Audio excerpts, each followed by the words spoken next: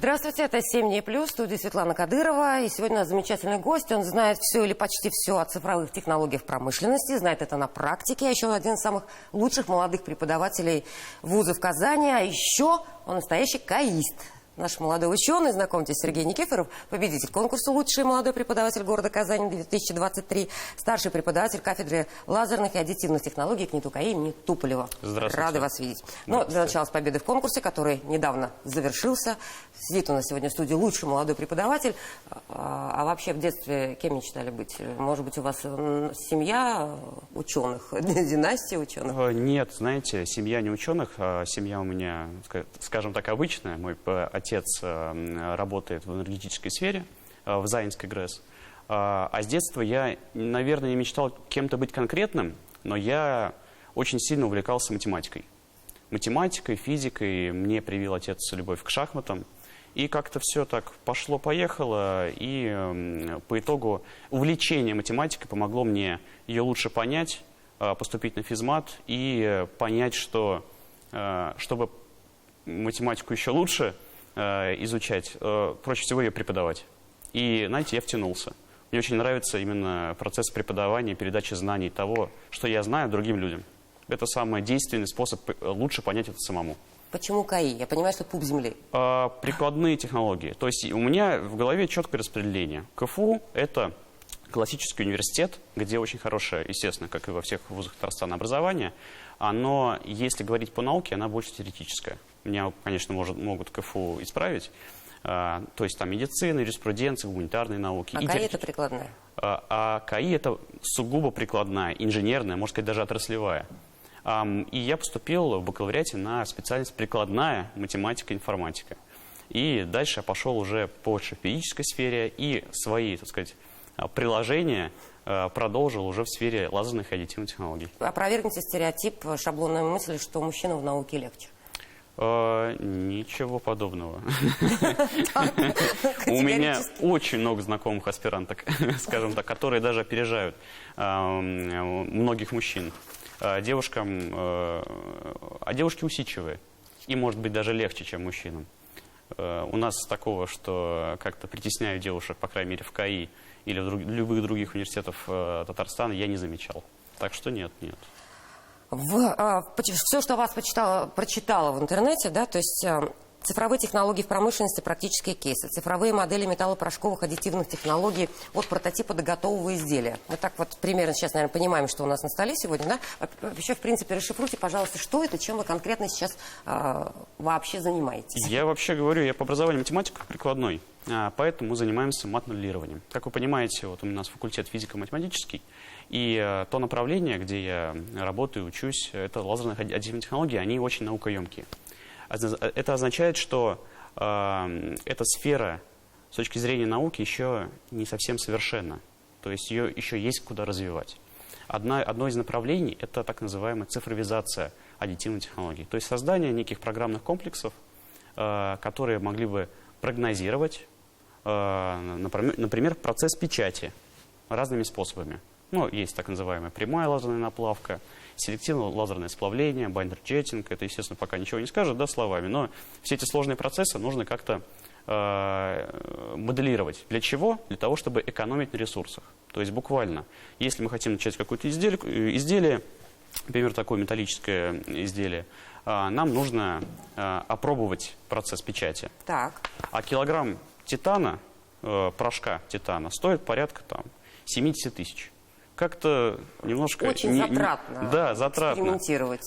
Проще, наверное, сделать математическую модель, которая бы просчитала все это, подсказала, какие режимы правильные, и дальше мы бы уже, минуя много этапов экспериментов, мы сделали бы уже отработанное изделие, красивое и без кораблений, то есть уже готовые изделия. Так, давайте к практике перейдем, все равно, чтобы обывателю это уже было понятно. Да. Для меня вот это, конечно, так, я вижу как граната, да? Все об этом говорят впервые. Это не граната, уважаемые телезрители. Я боялся это в студии. Да, Сергей, что это и где это применяется? То есть это разработка университета нашего, да, мы его сами напечатали. Смотрите, какая штука. С виду, как будто бы обычное изделие, да. Но ну, как уж обычное, опасное. Опасная, да. Но вы в руках ее держите, и вы, например, ощущаете, что она Это цельное из нержавеющей стали изделие, но оно легче, чем обычное. Почему и для чего это нужно? Во-первых, она внизу, если как-нибудь можно показать, она сделана такой решетчатой структурой, так называемые латисы. Литьем, то есть обычными способами, такое не сделаешь вообще никак. Ну, можно, наверное, но очень-очень-очень сложно и того не стоит.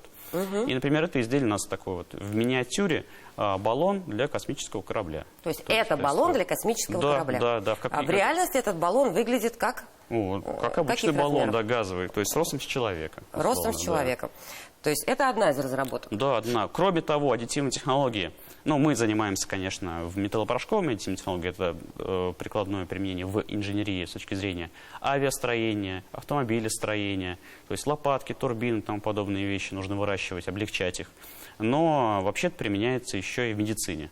И в искусстве, и в медицине, я бы даже сказал. Что здесь из медицинского? Из медицинского, например, вот это что? Вот это у нас, я люблю об этом разговаривать, точнее, говорить. Для меня какой-то ваза, декор в квартире. Да, декор, но это дипломный проект нашей студентки, которая, к тому же, еще заявилась с этим проектом в грант. Что это такое? Это протез. То есть, казалось бы, да, но я даже расскажу краткую историю. У нашей дипломницы, у подружки собачка заболела раком. Ей ампутировали лапку. То есть они посмотрели в интернете, стоят в Америке, такие делают протезы. Они продают, стоят $1000. Потому что перевозка, само изделие, да, очень дорого. А почему бы самим, раз она учится на кафедре лазерных аддитивных технологий, и у нее есть все оборудование для того, чтобы это сделать, не сделать протез для собачки. И дипломный проект у нее был, это видео, как собачка бегает с этим протезом. Все. То есть это протез для лапы? Для лапы собаки, да. То есть сверху еще такой штырь вставляется специально. Но в целом, то есть ее задача была смоделировать на компьютере, просчитать под нагрузком, распечатать. И это самый настоящий дипломный проект. Этот дипломный проект уже реализован по ее собачке в жизнь, да? Собачка бегает. Да. А остальным собачкам? Пустили все это в производство? Дипломный проект относительно недавно был защищен. Она подала на грант, на «Умник». У нас есть множество таких грантов. Да, «Умник», «Старт» для развития каких-то творческих идей или научно-технических идей. В принципе, он может выйти в Да, если она не забросит это, если там захочет дальше этим заниматься, она со своим научным руководителем, он ее ведет. Вот Горунов Андрей Игоревич, наш доктор наук, профессор. Они вполне могут развиваться дальше, свой стартап или производство и в массовое производство. Все вместе. Замечательно. Для меня вот это тоже декор. Да, но вот это ваза, например. Вот эта ваза, да, только дырявая, непрактичная, да, потому что она здесь у нас... Ваза для сухоцвета, например, да? Да, это у нас упадет. Ну, смотрите, с точки зрения искусства, да, мы можем создавать любые изделия, то есть из пластика. Это уже больше баловство наших студентов. Скульпторы нам не нужны? Ну, в принципе, уже нет. Но, естественно, у нас есть ограничения по размерам. То есть мы, если обычно можем сделать из мрамора, да, огромные такие изделия, то здесь мы все-таки ограничены размером самого 3D-принтера. Но, тем не менее, мы можем сделать абсолютно любую сложную форму. Вообще абсолютно любую. Причем не нужно быть уже скульптором самому, достаточно уметь работать за компьютером. То есть, если вы умеете моделировать что-то на компьютере, вы уже автоматом можете создать изделие некой формы. Автоматом. Но, да, с точки зрения медицины, вот это, например, это не совсем ваза, это у нас такой вот гипс, ортез. Пока вот да, это мы положим. Это гипс? Да. То есть, смотрите, да, действительно, рука не пролезет, но как он работает? Его нужно положить в теплую воду, чуть более горячую. Он размокнет, как капа. Я вот хожу на бокс, и как капу мы новую одеваем, мы ее в горячей воде размокаем и прикладываем к зубам. Тут тоже только к руке. Это, по сути, гипс. И здесь можно перейти, на самом деле, сказать про так называемую топологическую оптимизацию, про которую я очень люблю говорить. Слово очень красивое. Только переведите, пожалуйста. Да, слово очень красивое, так называемый еще бионический дизайн. Очень люблю спрашивать школьников на экскурсии, почему птицы летают, а человек нет, даже если человеку дать крылья. Ответ очень простой. У птиц кости полые, то есть функция определяет действие. Кости полые, но прочные, потому что у них такая губчатая структура. Поэтому птицы могут летать. Соответственно, это главная цель топологической оптимизации. Если у нас есть какая-нибудь балка, которая держит нагрузку, не вся ее заполненная область испытывает нагрузки. То есть используется как таковая. Да? Почему бы лишнее не убрать? И, собственно говоря, из этой идеи возник 3D-принтер. хорошо, мы уберем лишнее. Она будет Отсекаем легче, как вот, например, наш Да-да-да. баллон, да, внутри он такой решетчатый. Он будет легче. По прочности он будет такой же. Но как это создать? Ну, есть так называемое субтрактивное производство. Это наше старое, да, как Микеланджело делал. То есть есть такой вот кусок мрамора, мы лишнее отсекаем. Это отсечение. А почему бы нам не добавлять послойно, да? Вот этим занимается 3D-принтер. И вопрос, как сделать такие сложные изделия, породил новую технологию. Сначала она была с помощью обычного пластика, да, но мы перешли по итогу к металлическим изделиям. Это сложнее, это опаснее, но в конечном итоге это перекрывает все минусы с точки зрения, например, устранения человеческого фактора. Ну, это безопаснее с точки зрения производства уже. Например, в литье это все-таки очень опасное производство, металлы, да, жидкий металл. А здесь человек просто убирается как таковой. Он здесь только чертит изделие на компьютере. В остальном его задача начертить на компьютере изделие, загрузить на флешку, вставить в 3D-принтер и пойти пить кофе или чай, в зависимости, кто что хочет. Хорошо. Если это была дипломная работа, все остальное, это разработки тоже студентов? Это тоже дипломная работа, насколько я помню. А остальное баловство в большей степени. Ну, это у нас много очень хоздоговоров госзаданий. То есть лазерные и, ну, я буду говорить больше про металлопорошковые аддитивные технологии, очень востребованы в современной России. И вот у нас раньше мы еще и оборудование закупали за границей, а сейчас мы сами можем производить. Вот, например, питерская корабелка. То есть мы, в принципе, в этой сфере оказались готовыми к импортозамещению? Да, да. Более того, на нашей кафедре производят металлические порошки. Одни из немногих в России, да, которые пригодны к аддитивному производству. У нас есть свои 3D-принтеры, мы их сами уже производим. Росатом огромная корпорация, у нее есть множество дочерних компаний, которые занимаются развитием аддитивных технологий. С точки зрения, то есть на 4 столпах мы держимся, это металлические порошки, это оборудование, это постобработка и программное обеспечение. И вот, собственно говоря, наша кафедра занимается почти всем, а я занимаюсь в научной деятельности и в рабочей, как научный сотрудник кафедры, программным обеспечением для аддитивных технологий. Чего ждут, в принципе, ученые? То есть сегодня мы говорим о том, что мы стремимся к технологическому суверенитету. Вот я тут смотрю на всевозможные разработки и понимаю, что вы-то к нему, по крайней мере, в каком-то маленьком, небольшом университете казанском свой технологический суверенитет условно есть. Или мне кажется? Да, у нас на самом деле есть полный цикл аддитивного производства, но это не значит, что на этом нужно останавливаться. Все-таки это очень развивающееся направление как в инженерии, так и в науке. Там очень много методов новых, которые нужно осваивать, которые имеют свои плюсы и минусы. Мы не будем здесь углубляться, да, иначе это будет научный семинар. Но кратко, если говорить, то не все материалы пока мы умеем использовать для аддитивной печати. То есть взять какую-нибудь там, условно, бронзу. Кто-то умеет, кто-то нет. Кто-то не делится этой информацией, да. То есть это нужно опытным путем доходить.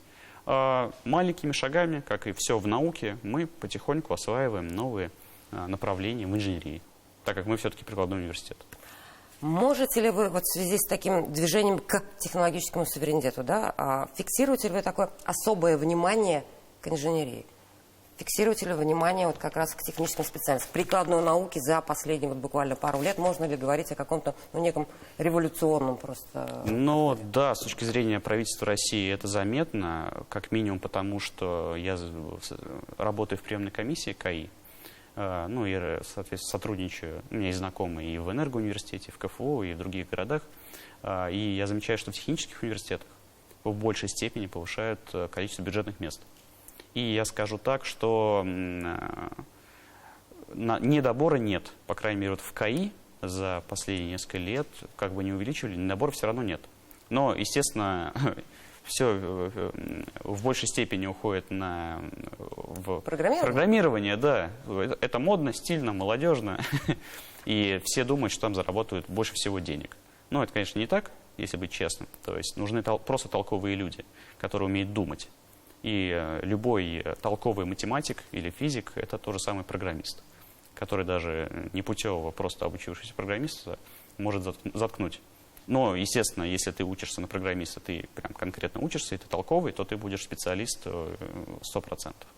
Ну вот ученые тоже все-таки, может быть, популярности возрастает условно, да, там самой по себе науки, но все считают, что стать ученым — это много лет труда, не факт, что будут разработки, внедренные в жизнь, возможно, всю жизнь изобретать что-то и никогда не увидеть результат собственного труда. Что останавливает, и вот насколько, например, даже вот эти разработки, в принципе, имеют право на жизнь, либо до сих пор существуют проблемы с внедрением? Смотрите, насчет того, что останавливает людей, это зачастую просто лень или неуверенность в себе. Наука, насколько я понял, я, конечно, занимаюсь не прям так много, как мой научный руководитель, например, или мои коллеги-профессора, но все они, и как я уже понял, говорят следующее: просто надо работать.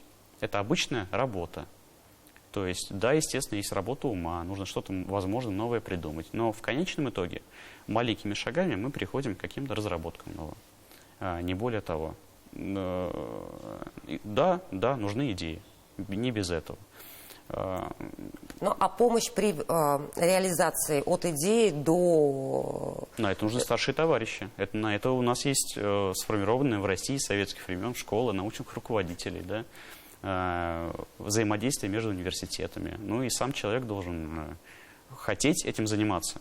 Самое-то главное в науке самое главное — интерес. Денег нас не то чтобы заваливают. Нет, мне грех жаловаться.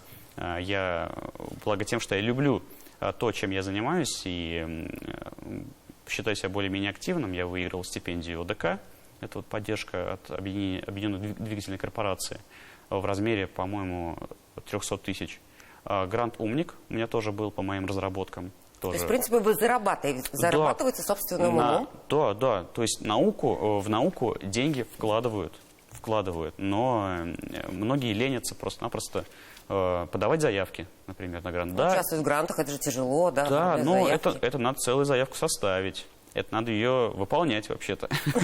Это вообще-то обязательство. Работать и не бояться. Как и в любой работе. Получает деньги тот, кто не боится ответственности, кто не боится что-то делать. А просто так сидеть в любой сфере вы ничего не добьетесь. Раис, Республики своим посланием Государственному Совету объявил 2024 год научно-технологического развития. Было все воспринято с аплодисментами, все понятно. С какими аплодисментами восприняли это вы, и чего вы, как ученый, как молодой преподаватель, ждете от этого года? Какие проблемы, какие болевые вопросы нужно желательно решить, насколько это может позволить год? На самом деле вся кафедра у нас в курсе насчет этого решения. Да, мы это на самом деле даже льстит, да, как минимум приветствуем. Еще бы мы это не приветствовали. Наверное, мы желаем, чтобы обратило правительство, государство больше внимания на образовательную сферу.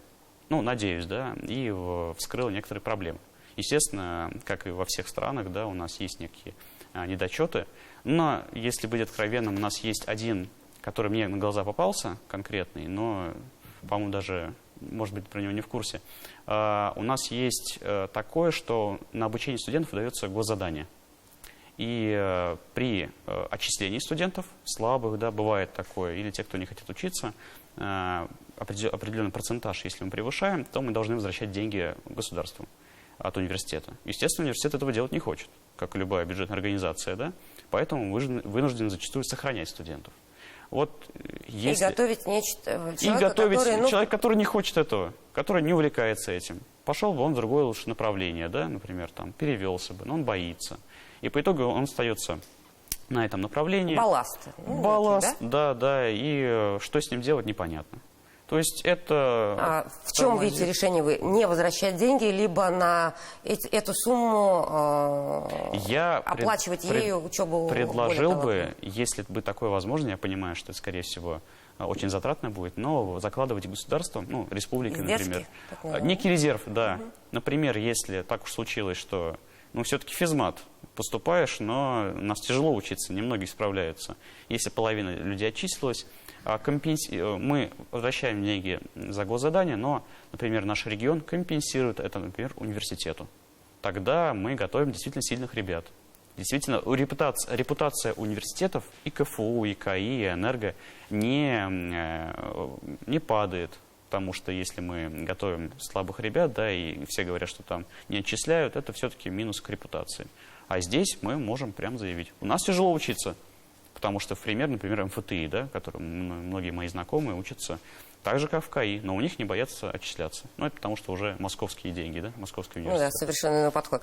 Но, в принципе, еще вот как молодой ученый, да, учитывая, что по количеству молодых ученых Татарстан один из лидеров в России, у нас, по-моему, 60% среднее значение там, по Татарстану, а в стране 44% молодых ученых. Что молодым ученым? Чего ждете-то от этого года? Новое оборудование, финансирование, возможно, на новые программы, да, образовательные. Более активного участия государства в образовательной деятельности. Ну, оно, конечно, не такое прям, мы не то чтобы жалуемся на то, что на нас не обращают внимания, но, может быть, какие-то новые программы финансирования. На то, чтобы открывать спецкурсы для студентов. Например, мне интересно заниматься самому программированием, да, как мое хобби какое-нибудь. И я бы с удовольствием преподавал студентам это. Но единственное, что у нас вот не хватает финансирования на то, чтобы оплачивать эти спецкурсы. Поэтому зачастую я иногда провожу их бесплатно. Просто потому, что интересно. Ну, и студенты просят некоторые, да. Ну, как бы, деньги деньгами, но... Вы вкладываетесь... Душу. Пока что мы вкладываем душу. Но вы еще и преподаете в университете талантов. Да, да. Можно ли все-таки там тоже заметить определенный всплеск интереса, рост интереса? Да, тут стоит, наверное, даже уточнить. Я руководитель лаборатории лазерных аддитивных технологий в таком нашем университете талантов. И мы проводили пару раз школы, инженерные школы для школьников. То есть это буквально там где-нибудь в марте, когда мы попросим, у нас выделяется 3 недели на то, чтобы школьники целенаправленно изучали, например, аддитивные технологии. И я скажу, что желающие всегда есть. Всегда мы подаем онлайн-заявки, мы формируем форму заявки, и онлайн-заявки к нам идут. То есть даже с перебором. У нас всегда конкурс. То есть желающие есть. Инженерное направление очень модно, я бы даже сказал. Это модно последние несколько лет? То есть 2-3 года? Вот вы фиксируете какие-то действительно годы, когда идет? Мы всегда говорим, что выбирают, мечтают стать юристами, когда я был молодым, да, когда вы были молодым, говорит молодой преподаватель. Совсем, когда я был школьником, скажем так, я замечал, что многие мои знакомые и вообще как бы молодежь хотят стать юристами. То есть мои многие одноклассники, они стали экономистами и юристами, и лучшие друзья. И мы получили их переизбыток в полном виде, возможно, и потеряли инженеров. Да. Сейчас я так понимаю, что мода все-таки на инженерию, но в большей степени, опять же, повторюсь, на программирование. Но на инженеров тоже есть. То есть на общие инженерные специальности. Каким образом вы, как молодой преподаватель, у вас же тоже задача популяризировать науку, да? То есть, мы стараемся. Да, мы стараемся. Что еще надо для популяризации? Чего не хватает? Инженерная школа, ладно, в университете талантов. Научно-популярных лекций. Наверное, больше не хватает того, чтобы в школах просто приходили и популярным языком объясняли сложные вещи. Такой сумасшедший профессор, да, из назад будущего какой-то, харизматичный. который умеет увлечь. Но у нас, к сожалению, как и во всех бюджетных организациях, заваливают иногда бумагами, с этим ничего не поделаешь. Но если не лень, да, то мы, когда мы, точнее, не уставшие, мы и дополнительно какие-то лекции строим. То есть, по идее, ученые должны быть ближе к детям. Да, не все согласятся со мной ученые. У меня есть многие знакомые, которые говорят, зачем простым языком объяснять. Мы элита, мы еще что-то. То есть до нас нужно дорасти, да? Да. То есть для этого нужно пройти некий тернистый путь. Но я считаю, по крайней мере для себя, что давайте не будем чересчур усложнять ни в науке, ни в жизни. Как-то более простым языком давайте все изъясняться. Тогда будет и молодежь к нам потянется, и сами мы будем лучше все это понимать.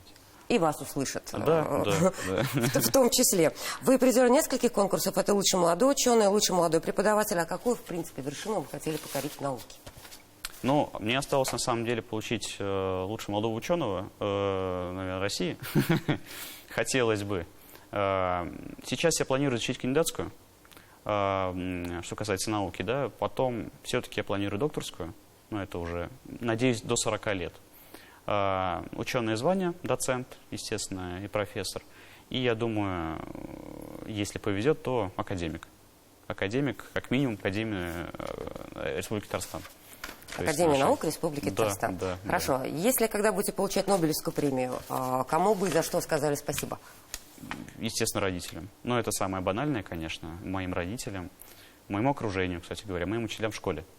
Вот, к сожалению, недавно у нас скончался мой учитель физики, Куров Виктор Иванович. Это был потрясающий учитель, который привил мне любовь к физике, к точным наукам. И благодаря которому мы получили вот такого молодого ученого. Да, харизматичный, всегда в милу, очень басовым голосом. Вот пусть и вы будете в истории своих учеников не менее таким же интересным учителем, преподавателем и наставником. Спасибо, что пришли в гости. Спасибо С вами большое. было интересно. Всего доброго, до свидания. До свидания.